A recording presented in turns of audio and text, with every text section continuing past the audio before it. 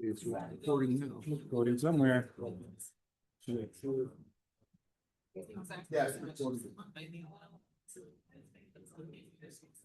All right, everybody, we're going to get started.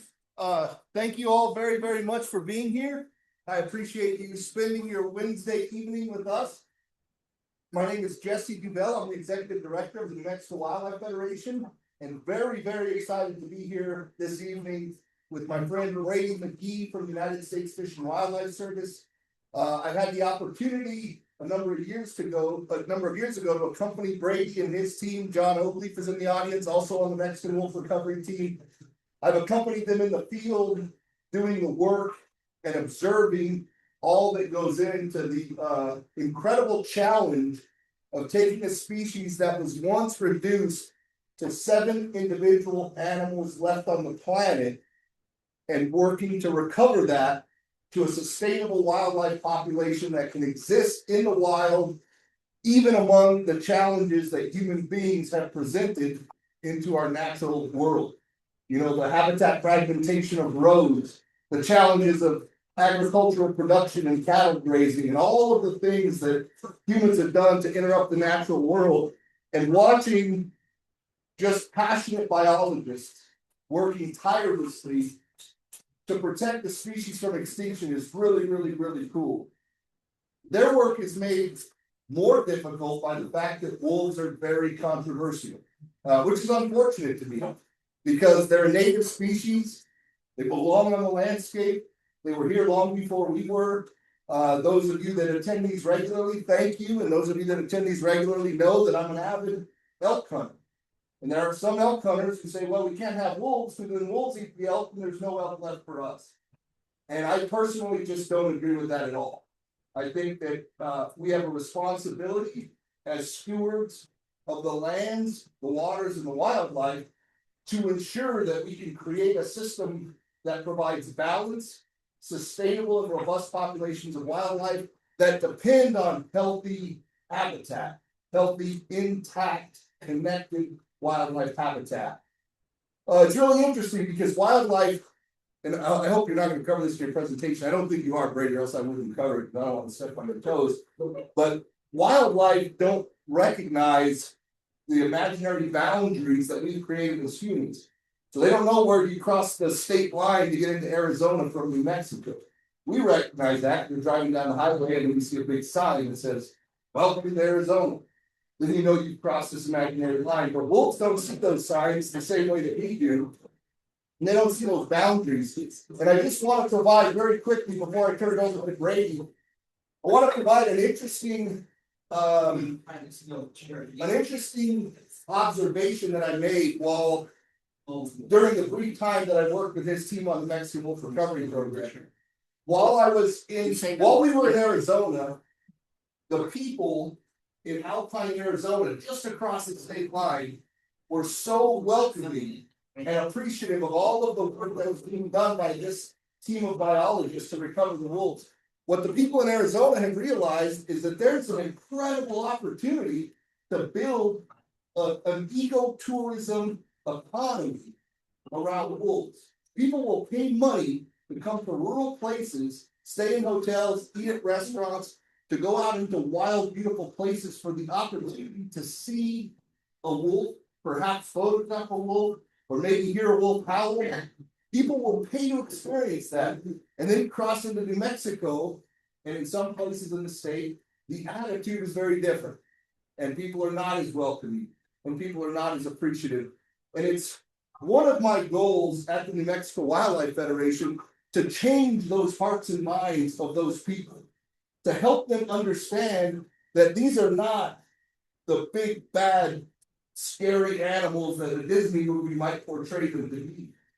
You know, shortly following the wolf recovery or the wolf reintroduction effort, there were a lot of places in rural New Mexico where citizens started building like cages for their kids to wait for the school bus. They put them in these like protected cages and put billboards up that this is necessary to keep their children from being eaten by wolves and things like that. And that fear-mongering is not healthy. That fear-mongering is not helpful to the program, And so that's the role of the New Mexico Wildlife Federation. The primary role of the New Mexico Wildlife Federation is to help the public have access to real information from real scientists, factual information. The hunting community often says wildlife shall be managed by science. That's one of the tenets of the North American model of wildlife conservation. And that's true for all species, not just the species that we hunt. There's actually science-based wildlife management tactics, wildlife management principles. And so I'm really thrilled about this. I'm excited for the presentation. And I think, I could be wrong, maybe you can correct me if I'm wrong, but I think Brady is the first speaker to return to do a second follow-up presentation in our Mexico Wildlife Wednesday series. Is that right? Not quite the first, but what the second? The second one. So it's only 2 times that we've had the same speaker come back to do a follow-up, and it's back by popular demand. As you can see, this is a very important and intriguing topic that's of interest to a lot of people. So if you're not currently signed up on the New Mexico Wildlife Federation emailing list, there's a sign-up sheet in the back. It's free to sign up. What we do is keep you up to date on current events that are happening in the state with regard to wildlife, public lands, public waters. We advertise events like this. We try really hard not to spam your email with a bunch of stuff that's not of interest. We try to keep the emails very limited to just really important stuff that we think will provide you with value. So, with all that said, again, thank you so much for being here, and welcome, Mr. Brady McGee. Thanks, Jesse. All right, I'm done. Jesse gave it all. Thanks, everybody. My name's Brady McGee. I'm the Mexican Wolf Recovery Coordinator for the U.S. Fish and Wildlife Service. I've been doing this job for 8 years now. I am the longest standing recovery coordinator in this position. It is a pretty hard job. As Jesse alluded to, it's very polarizing, and people hate us on both ends. They hate us for doing too much. A lot of the ranchers hate us for putting out a predator that eats your cows. Environmental groups hate us for not doing enough. And so I would appreciate the New Mexico Wildlife Federation for being a fact-based, scientific-based organization. There are still campaigns out there. We talked about bus stop cages. There are still many campaigns out there trying to purposely display misinformation, and I will name them. One of those in the last few years is wolvesamongus.org. Just click on their website. So look at some of their videos. They are actively putting in hundreds of thousands of dollars and hiring professional videographers to come in and display a story that is not entirely based on that. So I'll leave it there. But wolves, you said don't, how did you phrase it? They don't see boundaries, they don't see state boundaries. Some of our wolves are seeing boundaries along the border wall, though, physical boundaries that they can't get across one way or another. So we do have some of that going on. They are seeing a few boundaries. So I want to start off by saying that the Mexican Wolf Recovery Program is a success story. It is one that I am proud to be a part of. It is a true endangered species recovery success story. There's a number of those that have happened. It doesn't happen overnight. This program's been in place for 25 years and going on. And I was just lucky enough to be on the last 8 years when things started to really progress. But most of the success that we've had was laid out at the very beginning. And a lot of our Fish and Wildlife Service wolf folks and employees are sitting over here on this side of the room. So afterwards, if you want to talk to somebody, ask some questions, most of them are here. And day-to-day, what do you do on a day-to-day basis? We got field technicians, field biologists, policy coordinators, you name it. So appreciate the opportunity to be here. This is a binational recovery program. Fish and Wildlife Service has lead for it. And even though we have lead for it, sorry.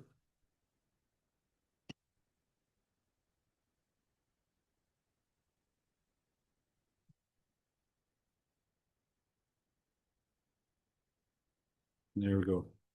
Switch. Okay. It switched on here, but it didn't switch on there, so we'll give it a second. Or ask John for assistance. So John is our senior Mexican wolf. I'm a very poor technician. Thanks, John. But this program is a partnership, a cooperation among several different agencies and entities both in the US and in Mexico. So some of our lead partners are New Mexico Game and Fish, Arizona Game and Fish, USDA Wildlife Services, among others. And then a lot of work that we do in Mexico, we work with CONAM, seminar, universities. And so I'm going to talk today about our recovery efforts and where we are, both in the US and Mexico, and give y'all a little overall update. So I'm going to take a moment to pause and get technology. I didn't know this was a live operation. If you have to kill the Zoom, to make it work right, you can. If we need to do that, just kill it. I don't know how to do it. How many biologists does it take to make this work? What's that? So how many biologists does it take to make this work? You gotta put Zoom. Yeah. Get started.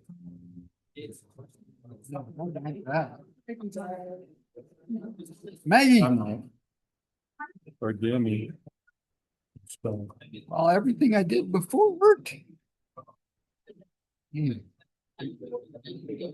don't know. Where are the settings? Let me start over. Are you gonna restart the? Is it mirrored or is it mirrored or is it playing on separate? Is this the one? Separate screens. I don't know. It's playing my background. So it's on separate screens, and that's why you're gonna move that one over to the other screen. Unless that one's out. That's the slide. No, there we go. Okay, there we go. But I don't know. This isn't sharing its Zoom. Is it? Is that on your screen? Yeah, it's not on mine, but if we need to kill that, we'll just kill. Kill the Zoom. Yeah. I think you can just use this, and if it doesn't record on Zoom, I just have to publish it, that's all. Well, I can give you the slides afterwards, so you can match it to the voice, or I don't know. Okay, I think we got the technology mostly figured out now. Okay, accept this.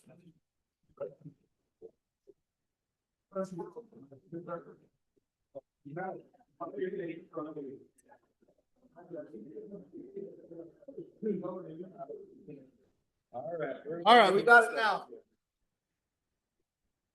The Mexican wolf historical range was from south central New Mexico and Arizona all the way down to south central Mexico. So on the left, it shows the historical range of where Canis lupus bailey was found. And then on the right, we did some habitat assessments and determined what's the best habitat. Where should these wolves be living? Where should they go? And this habitat's based on a variety of things, from tree densities to forage availability. And on the right, the darker green it is, the better habitat that it is. And so the worst habitat is the white, yellow and pinks are mediocre, but the dark green is super good habitat. And if you take a picture in your mind up there in New Mexico and Arizona of that dark green swath that goes right through the Mobile Rim region of the two states. But remember that dark green area. So as Jesse said at the beginning, pretty much every wolf that we have, both in captivity and in the wild, came from a family stock of 7 individuals. It's a little more complicated than that, but basically by the turn of the 1900s, mid-1950s, nearly every wolf in the wild was extirpated. It died out. It was died out in the US. And in 1973, Congress created the Endangered Species Act. And at that time, they were like, started looking at all the different things that needed to be listed as endangered or threatened at a federal level. And in 1976, the Mexican wolf was listed as Canis lupus, a gray wolf, part of the northern gray wolf, and remained on that listing for a long time. And then around 2014, 2015, they started looking at taking the northern gray wolf off the list, but we weren't ready for Mexican grays. Mexican grays still weren't, the population was still pretty low. We weren't at a sustainable level here, so we reclassified the Mexican wolf into its own listed entity. So Canis lupus bailey, the Mexican gray wolf, is a completely separate listed entity than northern gray wolf, which is just Canis lupus at the species level. So, but as part of this, when the Endangered Species Act came along in 1976, it was listed about the same time. We started looking around and say, are there any Mexican wolves left? And they found 2 in captivity and heard about some in Mexico. And so they sent an expedition down to Mexico to see if they could find any and capture any. And so the purpose of that expedition was to capture and bring back whatever they caught. And they caught 5 wolves and brought them back, started mixing them with the 2 here. And we started, they actually started doing pretty well in captivity and breeding pretty well, so much so that by 1998, we were ready to release them back out into the wild, and started doing so under Section 10J of the Endangered Species Act, which lets us reduce regulations, lets us more proactively manage a species output predator that it's people's livestock. And so we started doing that in 1998.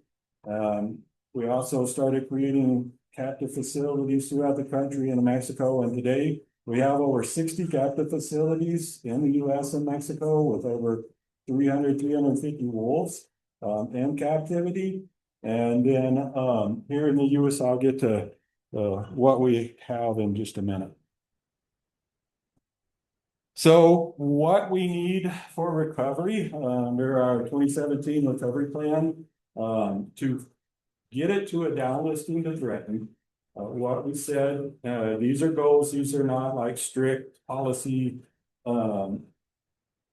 regulations, but in our recovery plan, our guidelines for recovery, what is it going to take to get to a wild sustainable level? For downlisting to threaten, we said we need at least 320 wolves in the US for an average of 320 wolves for 4 weeks.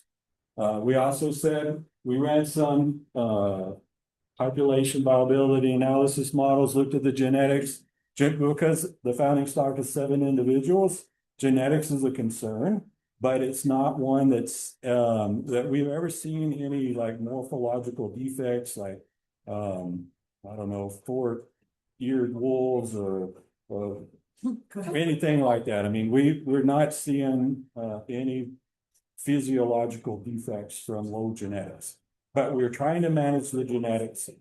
In captivity, we can play God and say who breeds who. And so genetics in captivity are much higher than genetics in the wild. And every wolf we get our hands on, we draw blood and we run genetics.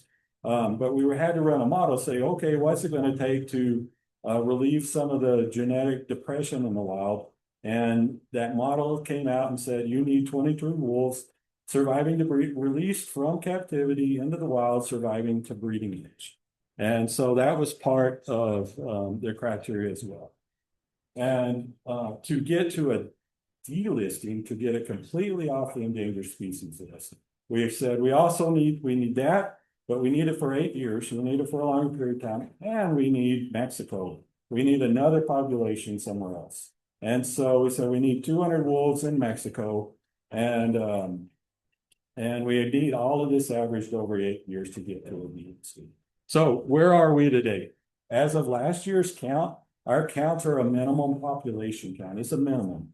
And we counted a minimum of 317 wolves at the end of 2025. So that's why I say this is a success story. There was completely wiped out in the US, and now we have at least 317. How much more than that? I don't know. We don't know what the gap is, and we know there's more out there, but there's at least 317. So we're starting to meet our downlisting metrics of and goals. We also have is it on? Yeah, 23 wolves that were released into the wild that have survived the breeding age. So we've met our genetics goals for a downlisting too.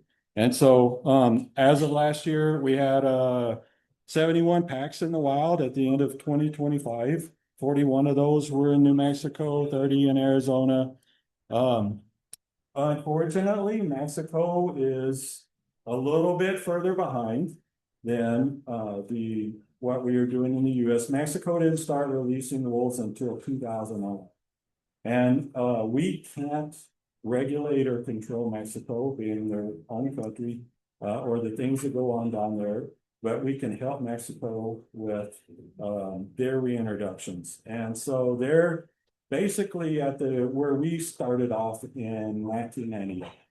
Because they just started off not that long ago. And a lot of the threats that cause the species to go extinct in Mexico are still there today. And so there's a few challenges in Mexico. But we're still working, we're still trying, and I'm going to talk about Mexico in a minute. So remember that green area in the US that I said was super awesome habitat?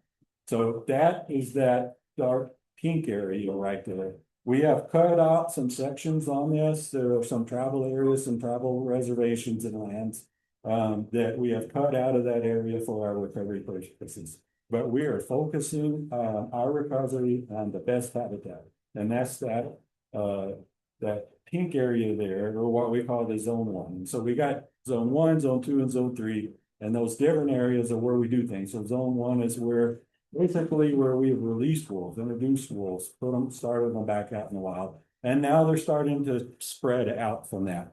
But that's what our different management zones right there are. And then our zone 3 is off to the side. It's not habitat. We don't think wolves are ever going to establish there. They might wander off through there at some point or another, but there's not enough food or habitat for them to establish. And one of the things, I don't know if on this slide, not that. So this is 2024 home ranges in that dark pink area with some of the tribes excluded. And one of the things you might notice about some of our home ranges, I don't have 2025 yet because we're doing the analysis right now. 2025 just ended. We will put that in an annual report that we post probably in September on our website, but we're conducting that analysis of that. But in 2024, this is what we had. So we had wolves throughout this part of the Mobile region. One of the differences between Mexican wolves and northern gray wolves is that you can tell our wolves overlap. They tolerate each other. The home ranges overlap a lot. We don't have what you see on TV or National Geographic in Yellowstone where wolves are killing each other to get them out of the territories. I think my theory is a lot of that is resource competition. It's harsher winters up there and there's bigger packs and they got to compete for resources more. Down here, we've got lots of them. Tens of thousands, 60,000 out through the Mobile region. We got 300 something wolves. And so there's plenty to eat. We also have other resources out there. There's new cows, dead cows, all sorts of stuff for wolves to eat. So they're more tolerant of each other. But in the last 3 to 4 years, we have seen a little more interspecific competition. We've had 3 or 4 cases of wolves that are killing other wolves. It's still out of 25 years of doing this, it's been maybe 4 or so cases in the last 3 or 4 years. So it's been relatively uncommon. Well, I went the wrong way. But one of the ways that we boost genetics in the wild is through fostering. And what fostering is where we take captive puppies that are 7 to 10 days old, we pull them out of captivity, we go to the wild, we find a wild den that has pups 7 to 10 days old. We crawl into the den, we grab them, we put them out on the tarp, we mix them all together, we make them pee and poop on each other so they all smell the same. We shove them all back in the den, and then when the mama comes back, the mama can't count. She might be like, something maybe a little different, but she can't count. So nearly all cases, I think 99.9% of the time, the female has accepted those pups.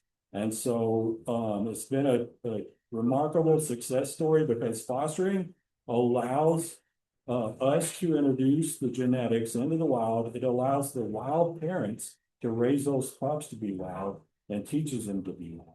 So every time we have taken a wolf that was born in captivity, raised it up, and to an adult and stuck it out in the wild, it's like, I don't know how to be wild. The genes and instincts are in there, but it takes them a while. And they always cause some sort of problem. We had wolves that showed up on people's porches eating their dog food.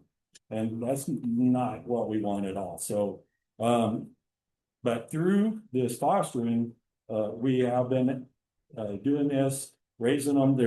We have at least 23 surviving to breeding age. Breeding age is 2 years old.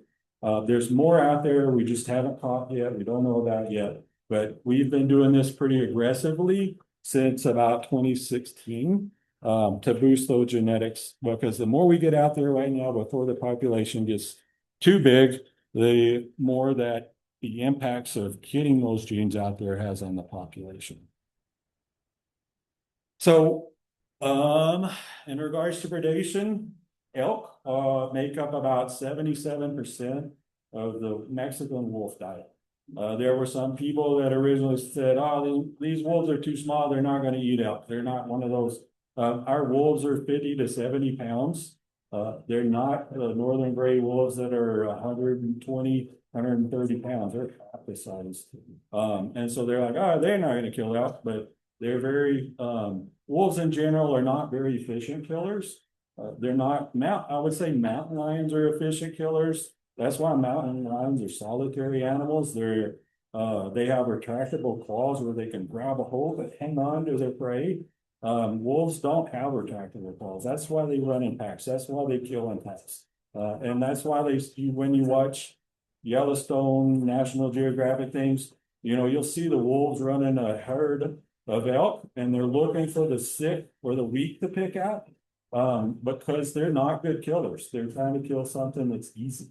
And so many times wolves are actually good for the ecosystem and good for elk herds because they're taking out the sick and the weak. But anyways, elk make up most of their diet. 1 to 5% is deer, 2 to 3% small mammals, and then there is a chunk of 8 to 16% livestock.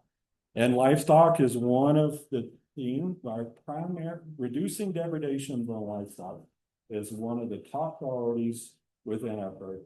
We are trying to recover wolves on federal land, primarily on Forest Service land. A lot of them are spread onto BLM land. But there's, as you guys know, there's a lot of livestock.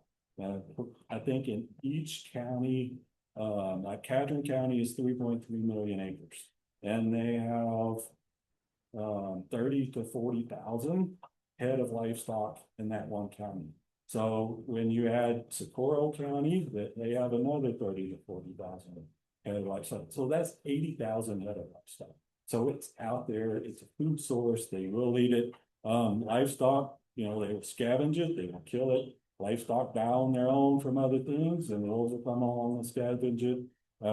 I think some of the most interesting things, I'd love to see a study on how far away a wolf can smell.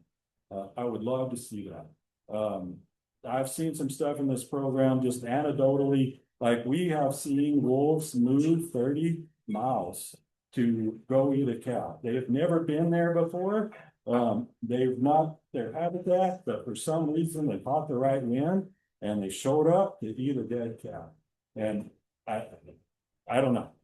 It's just a neat anecdotal thing that I've seen in this program, but I think they can smell for a long ways away.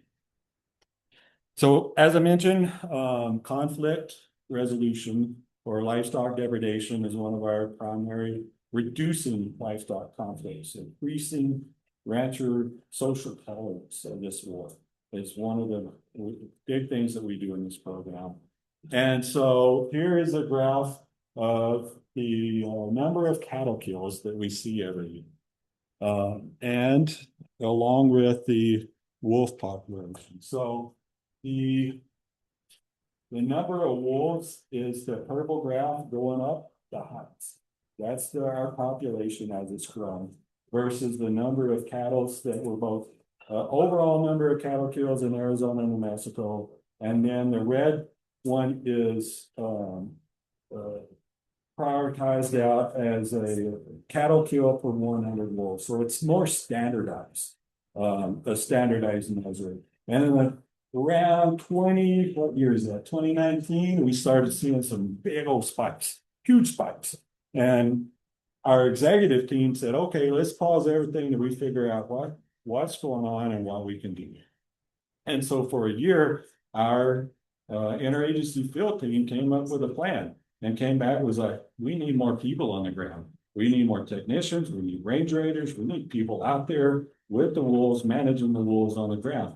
And so that's what we did. New Mexico Game and Fish, Arizona Game and Fish, Wildlife Services, we hired more people. We contracted people. We put people out there left and right. And the population or the number of applications started decreasing significantly until we had, 2025? And what happened was a new administration came in. We had a lot of cutbacks. We had a lot of people taking early retirements, not being able to backfill positions, etc. So we lost a lot of ground people and our depredations started going up. Wolf mortalities. When this population was much smaller, say 40, 50 wolves in the wild, the mortalities had a much bigger impact on growth.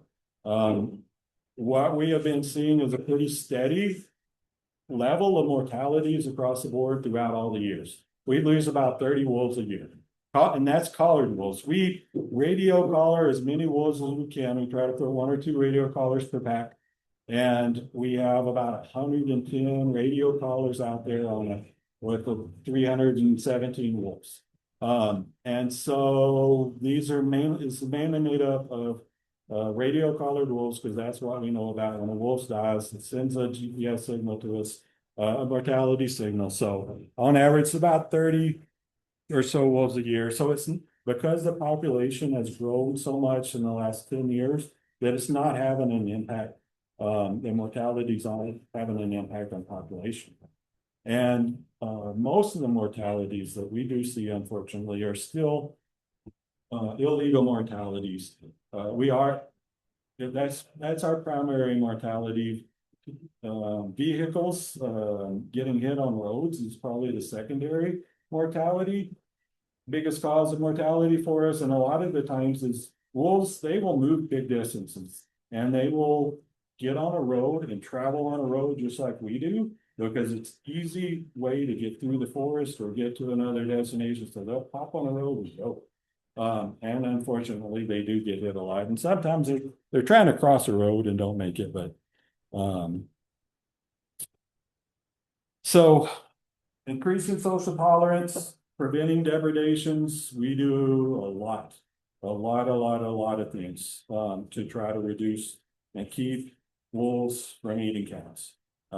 I think range raiders have one of the most successful things that we have seen through the program. We loan telemetry equipment out to ranchers. We also give them permits with rubber bullets or cracker shells to go out and be able to track the wolves if they're in the cows, be able to shoot them with the rubber bullet. We set up flattery. For some reason, wolves don't like these little red flags. And if you put them up on a fence, the wolf is like, nope, I'm not going over there. The problem is in New Mexico and Arizona, especially in Forest Service land, these pastures are 50,000 acre pastures. We can't set up battery around 50,000 acre pastures. So most instances we're asking, especially during calving season, or if they have heifers that are having a hard time giving birth, we ask them to bring them into a smaller pasture closer, something, that we can actually put flattery around. So I would say, maybe a 600 acre pasture is a 1 by 1 mile pasture, and we can do that. It's hard, takes a few days, but anything bigger than that is just too much for us to do. So, but it is effective. We do a lot of diversionary food caches.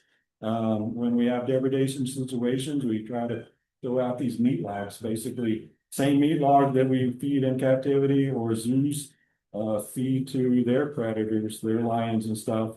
And it's basically just a meat log, and wolves will come along and eat it, and we'll try to sometimes use that to keep them from eating cows. We've also tried to help out with hay, providing hay and pasture rotations, and we try to do everything that we can to prevent degradations. And we got a lot of tools in our toolbox under the 10J to let us do that. But there's times when we can't. And when we have exhausted everything that we have done to prevent degradations, it's still going on. One of the tools is still lethal control, and it is one that was a little more limited in the past. It's one now that we're starting to reach our numbers. We may use a little bit more, but it's one I don't like using. I try to use it as a last resort, but it is an option there for us to use, and it is sometimes effective whenever we know the target individual and can target the one that's doing the depredation. So we also have compensation programs in place. So when ranchers livestock are eaten or killed by a wolf, they can get paid for it through our demonstration grant. That demonstration grant also provides money for preventative measures, pretty much anything to prevent. It could be range raiders, it could be creating water tanks to move the cows to a different pasture. It could be anything to prevent wolves from eating livestock. And it's the states and the tribes that apply for this grant. And in New Mexico, it is the New Mexico County Livestock Loss Coalition. Did I get that right? That was recently created a few years ago, that New Mexico Department of Ag applies for the grant, but the New Mexico County Livestock Loss Authority is the one who administers the grant. That's the market price. And basically, they try to do fair market value for the loss of the calf or cow. There's also the Farm Service Agency's Livestock Indemnity Program. This is a payment for lost or missing livestock, because sometimes the ranchers aren't able to find some of the kills, so they can go through that area. And in Arizona, this demonstration grant goes through the Arizona Livestock Loss Board. All right, our management priorities in the U.S. have primarily been to reduce depredations, continue growing the population. That's slowing down a little bit because the population is starting to meet our demographic metrics here in the U.S. Foster pups into the wild to meet our genetics. We're slowing down on that too, because we have met our genetic goals. And then continue to reduce wolf mortalities. I am going to switch over now to Mexico and talk a little bit about Mexico. We're able to get 30 to 40 wolves in Chihuahua about 4 years ago. And then they started eating some cows down there, and they said, okay, we're gonna stop. Because they needed to deal with the livestock conflicts.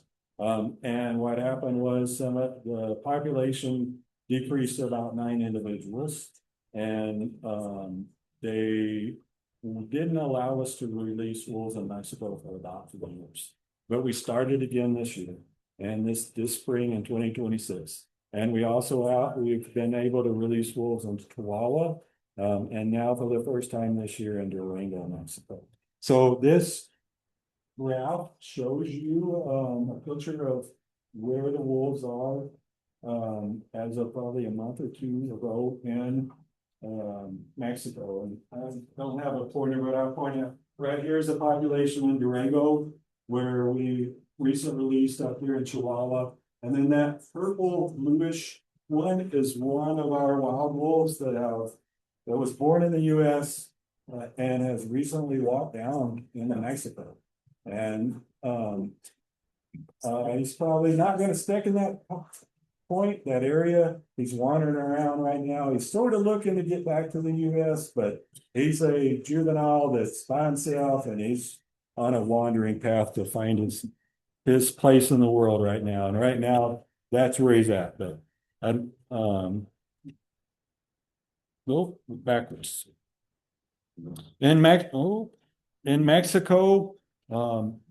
they don't have the elk down there like we have here, so the wolves primarily diet down there is deer, it's white-tailed deer. And then they also eat other things, some livestock, and rabbits, javelinas, things like that down there. But deer make up their primary food prey down there. This one talks about the release of female 2064, basically the wolves that we released in Chihuahua this spring. We took some of the wild wolves. So basically Chihuahua, they know they had wolves in that area because they put up game cameras and they were getting them on game cameras. And some of those wolves were the ones we reintroduced years ago, had a radio collar on it, but it failed. And so we released these wolves down there to see if they would join up with some of the other wolves that are already established there. So we put radio collars on them. I don't know if they've joined up yet or not. I know they've been wandering around a little bit there. And here's some of the movements that have been going on down there in Chihuahua. A few years ago when we did some releases, we had two of the wolves wander up and back into the US, and some of them stuck in the boot hill in New Mexico for a few years and then went over to southeastern Arizona for a few years, but they started causing a lot of problems, eating a lot of cows. And so we grabbed them and put them into captivity as a Manada del Arroyo pack. And we recently took them back to Mexico, but this time we took them to Durango. So they're going to be released about 400 miles south of the border instead of 100 miles. So Mexico is doing a lot of work, proactive work with the ranchers down there, trying to basically talk to the ranchers, let them know the things they can do, what they can do around wolves. And so that's what some of these slides show. They built some pre-release pens there in Durango to acclimate the wolves a little bit more to the area. This one is and these slides were made by Conal in Mexico and given to me. And one of the funny things that I really enjoy, and I know some of my crew enjoys too, is in the pre-release facility, they were like, we need to get the wolves acclimated with turkeys. And so they put a turkey in there for the wolves to kill. And so for the first like 3 or 4 hours, the wolves were like, what is that thing? What's going on here? And that turkey was freaking out. And so because our wolves don't kill turkeys, I don't know that it's worth their time, effort, or energy, but we got turkeys where our wolves are, but they just don't kill it. But Mexico was like, well, there's turkeys down here, it's a prey source. So anyway, so I don't know whether they'll get used to that or not, but that turkey sure did not like that experience. This talks about a little bit more about Durango and where the releases are occurring and some of the stuff that they're working on in Mexico, habitat restoration efforts. Our goal here is to continue to support Mexico as much as possible, and we'll do that with how we primarily do that is through giving them wolves to release to the wild. Some of it's wild wolves, some of it's through our captive facilities. And so with that, I'll take any questions, and I'll also going to defer questions to some of the experts over here on the side. So, yes, sir. You know what the wolf range is allocated. You know how many wolves that range will support it back with that. Was there a consideration for how many wolves people in the top of them? I don't know that we have or we're capable of doing any analysis to to be able to tell how many wolves people will tolerate. We did some economic analysis and social analysis when we did our NEPA, our 600-page NEPA for this 2010 revision, but there was no way to really get at that. And I think it probably depends on where you're at and who you talk to. In some of the rural communities, they say, I can only tolerate 0 wolves. And then other communities will be like, give me as many as you can. Yeah. So, I'm just asking, I'm from Wisconsin originally. That was one of the considerations when wolves were reintroduced there. Wisconsin can support, northern and central Wisconsin can support X number of wolves. But there's no way that people will accept that. And so there were allowances made. That's one. yeah. Yeah, it wasn't part of this because, well, basically it would be probably 0 wolves in the wild if that were the case. But that's the hard part about this program, being so polarizing. And when I said, no, we often have cattle growers suing us and environmental groups suing us on 2 different things at the same time. It's the same thing, but they want 2 different outcomes. And it's pretty difficult. I want to say, anybody of y'all that reviewed like Wisconsin stuff, remember how many wolves are in Wisconsin? Was it 1,500? Currently in Wisconsin? Yeah, Just the state of Wisconsin? yeah, Maybe that, but I think there's 3 or 4,000 Great Lakes. yeah. There's 3,000 or 4,000 wolves throughout Wisconsin, Michigan, and Minnesota. And in Wisconsin, it's 1,000 to 1,500. So, yeah. You talked about the tolerance to the ranchers, what about the tolerance of the hunting? It's taking a lot of help with the So when the program originally started, that was a big push from some of the outfitters and hunting organizations that it's gonna have a big impact. I think as the program progressed and we got more science and we got more data, and in fact, New Mexico and Arizona Game and Fish completed a 5-year study 3 years ago, and they radio called 600 elk throughout the area where there were wolves to see what impacts wolves were having and on the elk. And the biggest predator was the mountain, followed by bears, coyotes, and so wolves, even though 77% of the diet is elk, because there's 60,000 elk throughout the Northern region, and 300 something wolves, it's just not having any. You will hear stories and say, I hear it a lot where they'll say, well, the wolves are pushing all the elk out of the Gila wilderness. There's no more elk in it. Well, I'm one of the reasons I actually took this job is because of my passion for elk. I spent a lot of time running around the woods, running around the Gila with the bow and running and chasing elk. I had a lot of encounters, a lot of experiences, and I wanted to do something that bettered, like what I consider my church, my area where I go and get my spiritual batteries, and so I took this job, and then because I truly believe that it's doing that, and what I've seen like in the Gila wilderness, every time a lot of the early introductions, we've done a adult wolf in the Gila wilderness, and it would run off north. It would run out, and they never stuffed it because it never was that many elk there.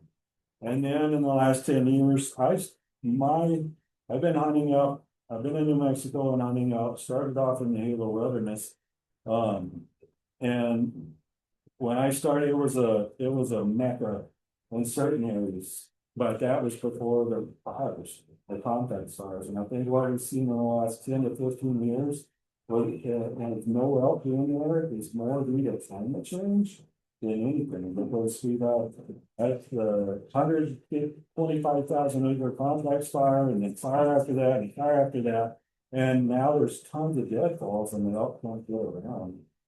I don't hunt the wilderness anymore because it's just too hard, and the elk have moved on to other areas. But I don't, it's not, I don't believe whatsoever that it's the wolves that are impacting me. All the ranchers and with this, you know, when we started this program, they were really kind of against it. You had any, Some folks, yes, and some most folks, no. So it was still very much opposed to the program, and opposed to rules. And I think there's been some ranchers that, but it's the minority. They have kind of come around and they're like, okay, you know, they're here, let's figure out a way to deal with it. But others are still fighting the program. You talk about surviving to the breeding age, how old was that? 2 years. Most of the time when pups are born in the spring, April, May timeframe, the first year.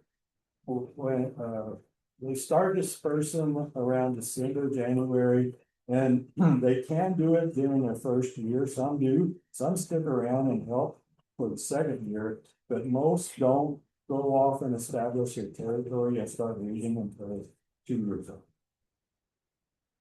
Yes, sir. how the fires back to the wolf, territory. Fires don't really have much of an impact on wolves except indirectly with prey base and elk. Yeah. Wolves are gonna be where the elk are. And so if a fire comes in and wipes an area out and the elk moved off, the wolves are gonna move off to follow the elk. We've got game camera footage we have, a couple of years ago, the big black, the fire that was in the Black Range that burned 130,000 acres, we had game cameras over a den. And we've got video of a floor to ceiling fire coming towards the den and burning up everything. Scorching moonscape and everything and burning through, and the wolves are just fine. The wolves are down in the dens. They can go and hide and get away from it. And we've had a number of fires burn over wolves. It doesn't, they're not affected by the fires, but it's the after effects of that. That's where they move. Yes, sir. Once in a while, you hear that wolves can help stop the spread of chronic wasting disease by taking disease animals out of herd. Has there been evidence of that anywhere, or some research on that?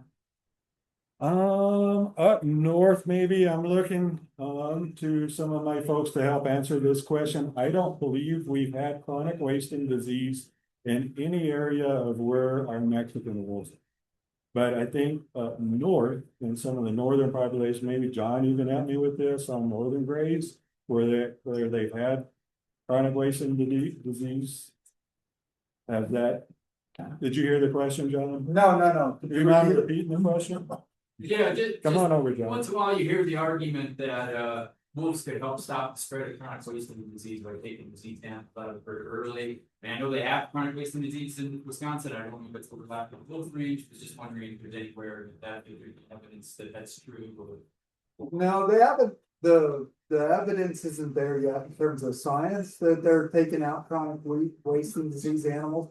That's primarily because they die, and so where you document chronic wasting disease, a lot of times it's in advanced stage, and so you don't see it. Our wolves don't overlap with where there's chronic wasting disease yet, so we certainly wouldn't see it. Colorado would be a good spot where there's high chronic wasting disease present and wolves at this stage, and so I would look for that research in Colorado.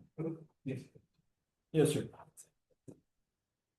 What's been your biggest and best observation, observed benefit of repopulating? Reading all of this newsletter, and it sounds like the population is growing very rapidly. Yes, sir. What's the biggest benefit? The biggest benefit, there's a lot of benefits, so I'm trying to process what the biggest benefit. I think the biggest benefit and where we're getting at now is we're close to a sustainable population within the US. Outside, some big event that comes in and has an impact on the US population. But I think we need another population somewhere else or this one to get bigger before we can get to a delisting and get it off the list where it's sustainable for the next 100 years or more. But I think right now where we're at with our recovery goals numbers, we're at a place that is not threatened with extinction now, but it may be in the future. And that's the definition of threatened under the act. And so I think it's been a successful recovery story of a major keystone predator or keystone species in the ecosystem. Or has it helped really, improve the population, the health, or on top of the prey population, things like that? I don't think we've seen the evidence of that yet. I don't think there's been studies done on that yet. I mean, they did a study on what's eating the elk, but it's not really how healthy the elk population is. But I think, I don't know. I'm also looking, so John's our senior science advisor in the program, Mexican wolf program, US Fish and Wildlife. And he does a lot of the research and the science for our program, so I don't know. So a lot of places where you see like trophic cascades, like you're talking about trophic cascades where elk impact or wolves impact elk, and then elk reduce their vegetation impacts. And so you see willows or you see aspen regeneration and those kind of things. So where that's occurred or where you've seen researchers validate that has been in places that are national parks, i.e. they aren't anthropogenic systems. So there isn't cattle grazing, there isn't, and there's a lot of other things in grizzly bears, winter, all these things are impacting elk populations simultaneously. So a lot of people like to look through the world through wolf-colored glasses, is what a colleague of mine used to say.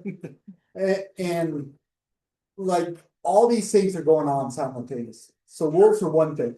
And collectively, they have decreased some populations up north, but also with really severe winters impacting those elk populations as well. We haven't seen that decline in the south at all from our wolf populations to date. So then the trophic cascades that are one step down, we haven't seen either occur in the southwest, if that makes sense. So those are some of the things you're looking for, but just the presence of wolves, for me personally, and it's not for everybody, I don't expect everybody to share that, but I'm a big fan of wild places and wild spaces. So those two things make me happy to be in a place where I can hear wolf howls, and a lot of people share that sentiment. And so their presence alone is value added in an ecosystem. Brady, I understand as we move from the endangered status to the threatened status, the population increase was talked about, that wolves will be allowed to move north of the I-40 line. And what can we expect to see in the wild areas of northern New Mexico in, say, 10 years, 15 years? Do you expect to see a wolf population in places like the Jemez, where there's a lot of elk, and the Mango Park, where there's a lot of elk? Are they really, is this population going to move and establish itself in northern Mexico? Absolutely. So it'll be both Mexican wolves and northern grays coming down. And that's the way it was historically. Like Colorado was a intergradation zone between different subspecies of gray wolves, including the Mexican wolves. And we've got, they're trying to build a population in Colorado, northern grays. And at some point, probably in the next 10, 15 years, we're going to have wolves all the way from Mexico border up to Canada. And they're going to be intermixing, again, like they did historically. And so, and that includes anywhere you have elk in the habitat, like the beautiful habitat in northern New Mexico, you're going to have wolves. So with our population right now, the management is under Section 10J of the Act, and that to reduce the regulations of a fully endangered species. And in Section 10J, you have to draw a line on the map that says where this area is, where these reduced regulations are. And so we drew it in the US because we can't influence Mexico, of where the historic range was. And that was the I-40, kind of the northern boundary of the range. And so that's why I-40 is the northern boundary. When we go to a downlisting to threaten, the 40 rule acts very similar to the 10J, and that we write in the regulations, the reduced regulations. And there's no line on the map, there's no boundary. It's wherever the wolf is found, it applies. So right now with 10J, if a Mexican gray wolf is in that circle on a map, it's under the 10J regulations, but if it goes north of I-40, it is fully protected under the act. And so ranchers can't protect their livestock. There's a lot of things we're restricted, the game and fish is restricted on doing on wolves that are north of I-40. So that's one of the reasons we've been grabbing them and bringing them back, is because we're not able to manage them effectively or protect people's personal property. The livestock is personal property. And so with downlisting the threaten at 40 rule, it's wherever the wolves are found. So that boundary goes away. And there's, it's a lot of the management authority, the states are going to step in more and do more under a 40 rule. And northern New Mexico, it's going to be part of that. And so at some point in the very near future, in 10 years, we're going to have wolves well established. We've had a few wolves wander north of there. I think there's a few run collards out there somewhere. I've been turkey hunting up in the Jimenez, and I've heard them hunt. So I think, they're starting to make their way there now. Are they in Flagstaff area? They are just south of Flagstaff, and we had a few wander north of I-40 there in Flagstaff. So wouldn't surprise me, but I don't know of any documented right now. It's south of, we have them 40 miles south of Flagstaff. Probably is. Yes. Brady, you talked about interbreeding with species as the Mexican gray wolves move north. You've indicated historically that was the case. I've heard some biologists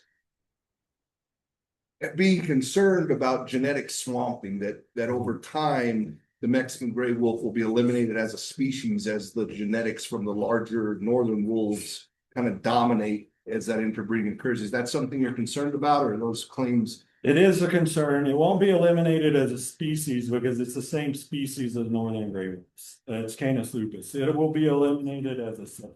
Okay. So it is a big concern. I wasn't super favorable of them reintroducing wolves in Colorado just yet, because our population hadn't been built up when they started doing that. I think we're getting to a level that could probably take it. We could use a little bit of genetic integration, but we're not at a level that we can control that. And so it'd be better not to have any just yet till our population is bigger. And so what's going to happen 10 years from now, they're going to start interbreeding. And what will happen is that the subspecies, they're still the same species. The subspecies is going to get jumbled and mixed, and we don't know what it's going to be subspecies level. So that creates a problem, maybe not a problem, but it's going to be a problem of what the listed entity is. So if we no longer have a valid listed entity because that subspecies is not there anymore, then it's going to come off the list because it's not a listable entity. So that's one scenario that could play out. I'm trying to keep them separated as much as possible because I am concerned about northern grays coming in and genetically swamping out Mexican grays. Northern gray male, it's 120 pounds. He comes down here and he sees a 70-pound male with a 50, 60-pound female, and he wants to breed that female. Who's going to win in a fight? 120 pound or 70 pound? And most of the time, that bigger one's going to win. So they're going to breed more. And that's what we mean by genetically swamping out, is the bigger one is going to come down and swamp out that smaller one. However, I think some of nature will play itself out and play itself out historically. I don't think a northern gray 120 pound wolf can do well in the hot, dry, arid environment of like the southern Gila or anywhere along further south in the lower elevations. They won't do well at 5,000 feet. They're gonna need the higher stuff like in northern New Mexico. So I think nature will limit itself a little bit in that aspect. But it's also one of the reasons the Mexican gray wolf is smaller and where the historic range was in that hotter, drier all the way into Mexico. The smaller body size makes them more adaptable to that environment. So. Yes. Ben and Jessica stole my questions, so. And that's really exciting to think about. I'm wondering, well, I have two questions, I think one of them is more fun for you to answer, but considering if and when that integration zone, is a reality, and we're having more wolves in northern Mexico, both Lobos and, northern Grays. Do you have, like, it would probably be for the state agencies to consider, but like recommendations for ways to proactively approach like the cultural piece, how to communicate with communities about tolerating wolves, just to ease that transition a little bit more. And then my second question is like, what is one of the more exceptional experiences that you've had as your time in this program?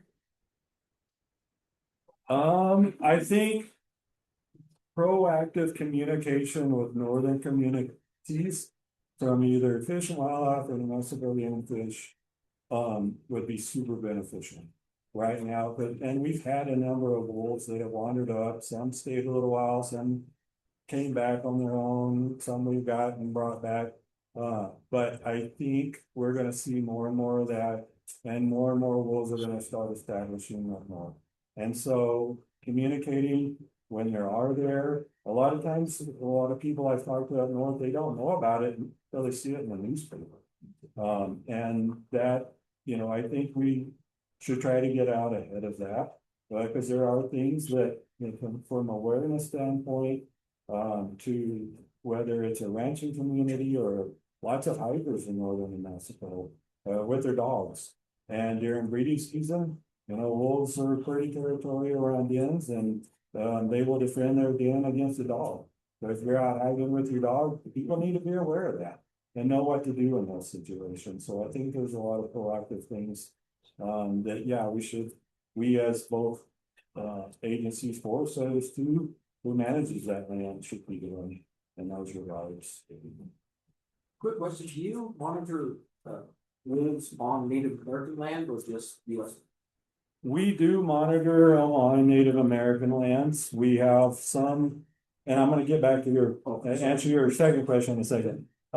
We do monitor on Native American lands. We have some co-op agreements, some management agreements, with several of the tribes. Some of the tribes, are more tolerant than other tribes. We do work closer with the tribes. Due to tribal sovereignty, on request of the tribes, we cut out those locations. We have a public facing map, but we update every week, where anybody can go on, click on our website, click on the link. It shows you where a hexagon of where the most recent locations are. And we clip out tribal land at request of the tribes. But we do, for collared wolves, we do know where they are and what to do. And then we inform the tribes. Sometimes we let them know it's on your land right now, it's wandering through or whatever. So we do work closely with them, but we don't publicly face that information. And to answer your second question was, what's the most rewarding? It's like an experience that you've had, and I'm sure you spent a lot of time dealing with.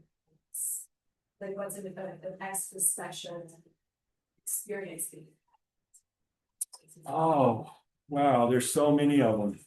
And I don't get to go out into the field near as much as some of these guys and gals get to do.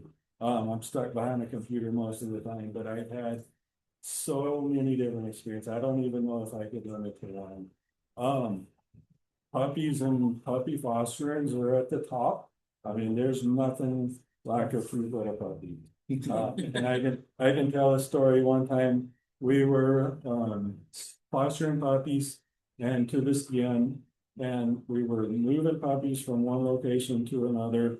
I was in charge of the relay crew. I had the puppies in the car seat next to me. And I zipped it open so I could look at the puppies because they're so darn cute. And when I got to the next relay to the guy that was picking them up, he looks in there and he starts counting them. And one of them ain't in there. And luckily he counted because one of those puppies had crawled out and crawled down into the floorboard and was up under the seat. Luckily he counted her. I was thinking.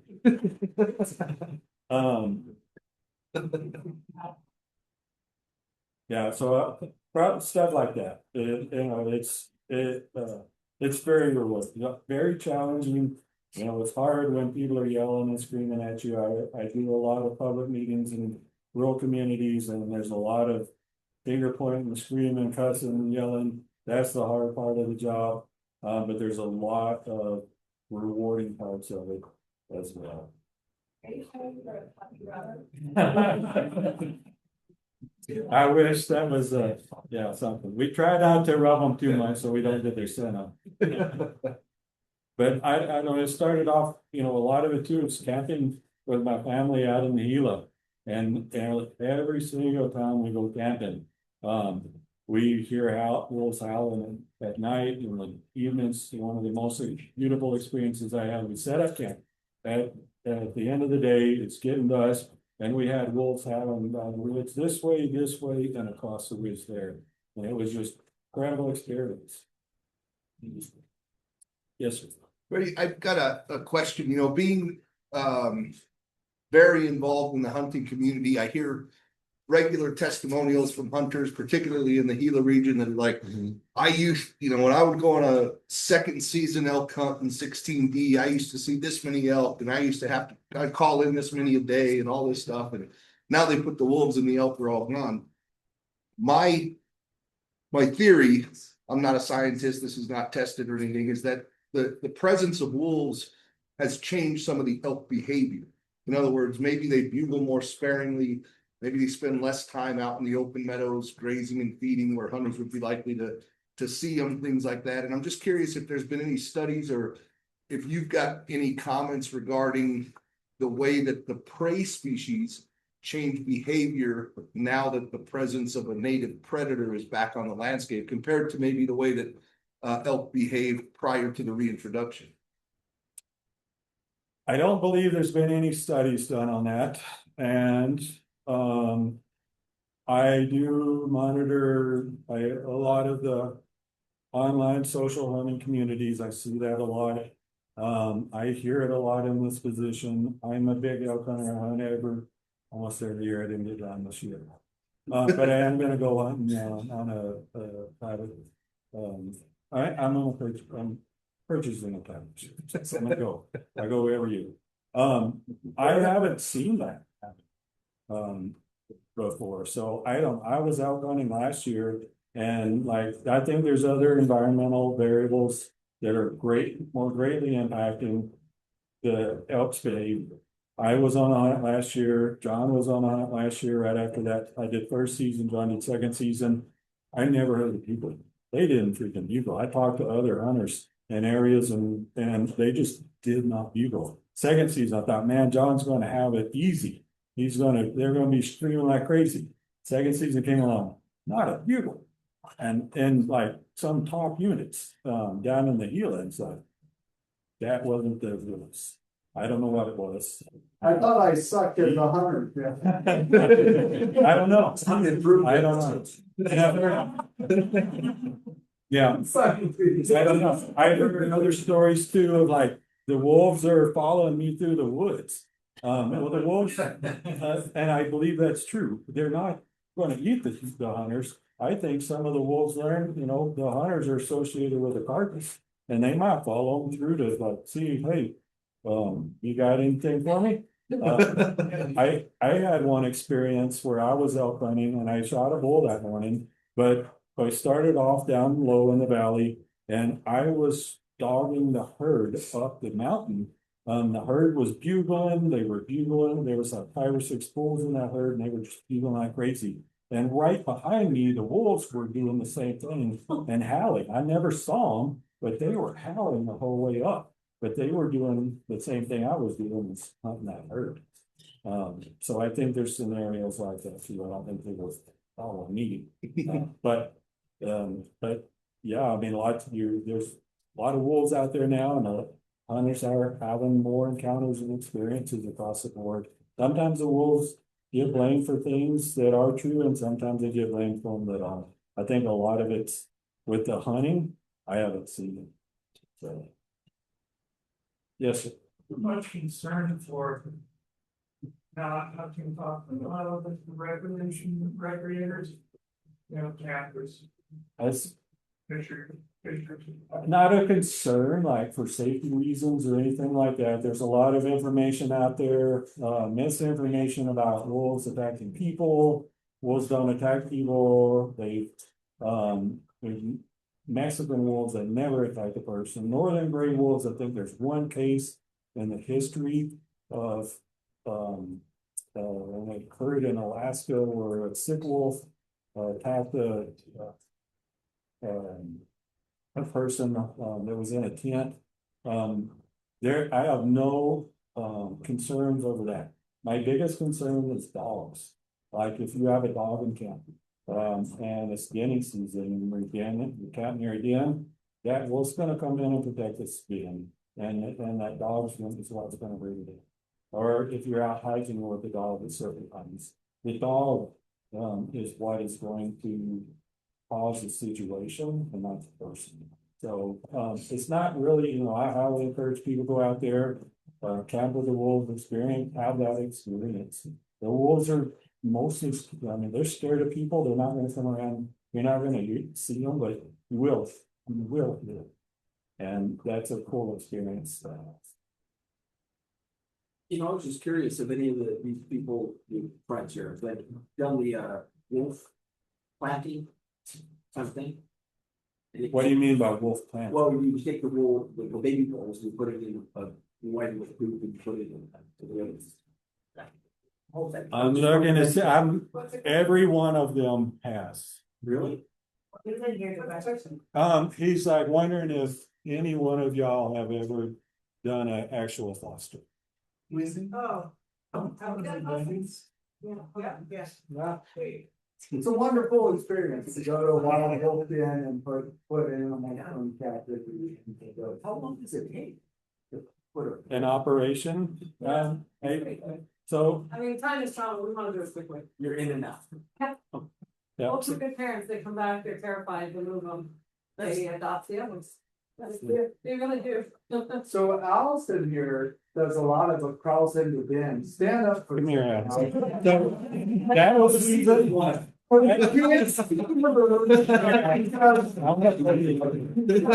that was Dr. Susan Dick. She's our veterinarian in the program on our staff. Wait, no, you're good. Allison has the most field experience of doing fosters. I can't crawl into the den. I'm too fat.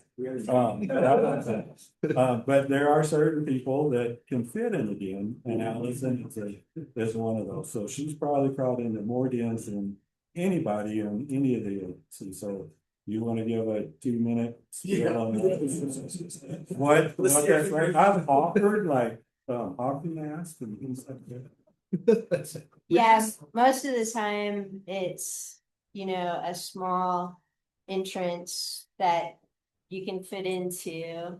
And like smaller people can, usually it's women, it's the smaller women on the team that can crawl into a den. And you're basic, it's a little bit claustrophobic, I would say. And so some people do well with it, some people don't do well with it. But it's kind of mission driven where you have the pressure of having puppies that have been flown out from another state or something like that. And so you want to do everything that you can to crawl into that den, grab those puppies out, and get them processed and everything like that as quickly as you can. I believe the faster that you do it, the less scent and things that you're leaving at that den site. Can maybe lead to being potentially more successful for that foster operation. But every den is different, so some dens are really intricate with different tunnels and things like that, which make it harder for the person to get into. And some are kind of like the younger wolves, I think, make not so great dens that are just like very visual when you walk in. There's like a little crevice there or something like that that even Brady could walk into and grab the puppies out of. But you know, the more experienced mothers, I think, make more of those intricate den sites that are a little bit harder. Are you like in a clean suit or are you just regular? No, just regular clothes. We like to wear like long sleeve shirts. We don't want to get our skin on there. Yeah, unscented because they smell as well. What's that? Ropes around your ankles? It's happened, yes, but it's not like a normal occurrence. But sometimes if you have to go in deep, then yeah, you want somebody on the outside that if something happens, they can grab you out of there. You ever got your head stuck in the ground? I have gotten my head stuck in it. And that's kind of an uncomfortable situation. It hasn't happened a lot, but it has happened before, and yeah, it's not fun. By baby wolf, yeah. I've never been bitten by a wolf, no. Most of the time when we approach the den, the females will run off a couple of 100 yards and they don't like us, they'll howl at us. And there's only been a few times when it's raining or that they don't like to leave the den, but 99% of the time they leave the den and let us do our thing. And then they come back, they grab the pups and they'll go a few 100 yards and make a nudie. But most of the time they're not in there. There's been a few times we've brought in and there's been a big Unexpected mama in the den, and she's very it's hard to kind of explain it, but you crawl in, she sees you, she looks down, she's very much not wanting confrontation with you, so it's kind of an approach of, I'm looking down, you can't see me, I can't see you, maybe you'll just go away.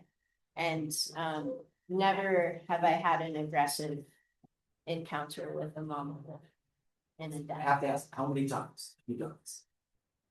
Where that's happened, No, or in general. where I've crawled into a den, Yeah, we want to give them. I don't know. 100. 50, probably 50, 60, something. Wow. Yeah, but I've been here a really long time. Like 17 years. I have an appropriate size volunteer. It's As the population is more safe, yes, he just smells. Mexico wildlife is a major factor. When did they take over management? That's a great question. And there's a couple of different scenarios that could play out. One is,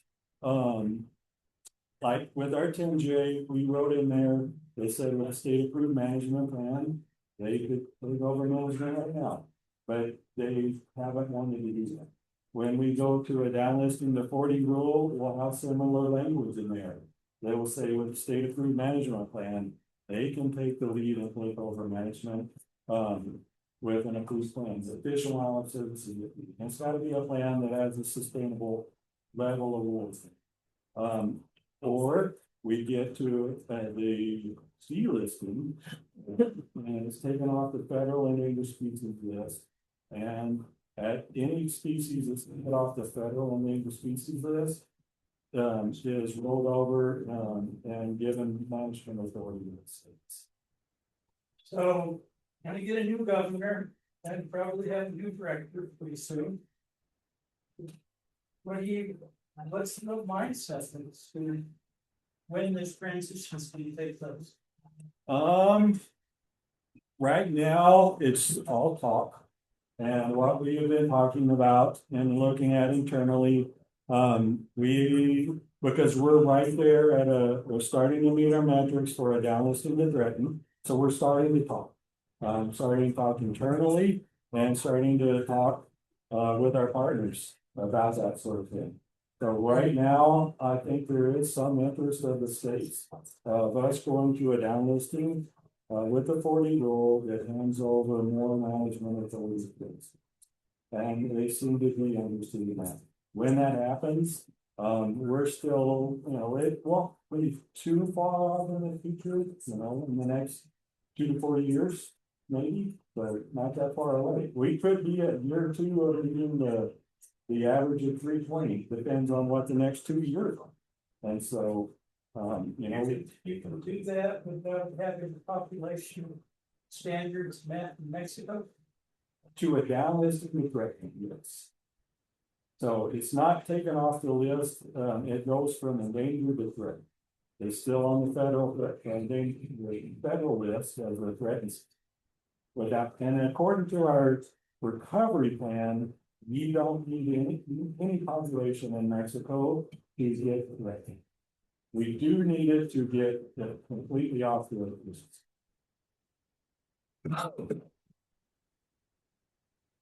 Other questions?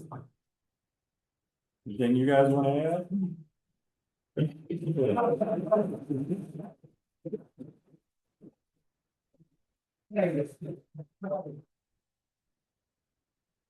Thank you, Brady. Thank you to the whole team. I appreciate you all being here. This was fascinating, and this is absolutely an incredible success story. I mean, the ultimate goal is getting off of the endangered species list. A couple things I want to mention. The last species that I can recall getting off the list was the Gould's turkey, also in far southwest New Mexico. That was another really great success story where the Gould's turkey was an endangered species in New Mexico, but because of the fantastic work of the